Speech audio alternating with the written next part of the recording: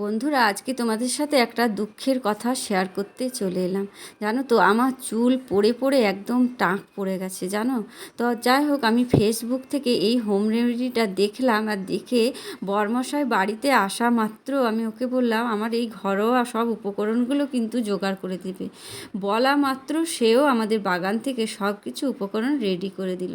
তারপরে আমি সন্ধেবেলায় তেমনি বানানো শুরু করে দিলাম। একটা ফ্রাই প্যান বসিয়ে দিলাম আর তেলটা সমস্ত ওর মধ্যে দিয়ে দিলাম, আর একদিকে কড়াইয়ে মেথি আর কালো জিরেটা ভেজে নিলাম।